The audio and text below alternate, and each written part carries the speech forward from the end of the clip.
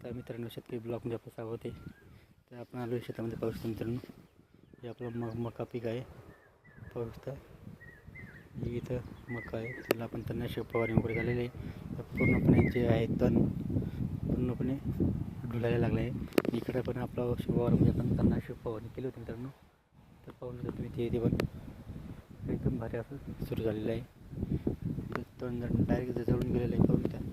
आणि इकडं पण आहे, पूर्ण जळून गेलं आहे. तर आपल्याला फ्लॉवर कोबी लागवड करायची म्हणून आपण पूर्ण 1 महिना आधीच पूर्णपणे आपण त्याला तणनाशक फवारणी मारलं होतं म्हणून पूर्णपणे जळून गेलं पाहू शकता. अशा पद्धतीने आपण पहिले फवारणी केलं होता म्हणून पूर्ण जळून गेलं. आणि हे आत्ता आपण तणनाशक फवारणी केली मग पिकाला पाहू शकतो मित्रांनो. तर अशा पद्धतीने आपल्याला पाऊस येत जात राहिलं म्हणजे चांगला राहतो, म्हणजे तणनाशक फवारणी मारण्याचा उपयोग होतो मित्रांनो. व्हिडिओ आवडला तर लाईक शेअर नक्की करा. आमच्या चॅनल सबस्क्राईब करा. त्याच्यावर जय किसान.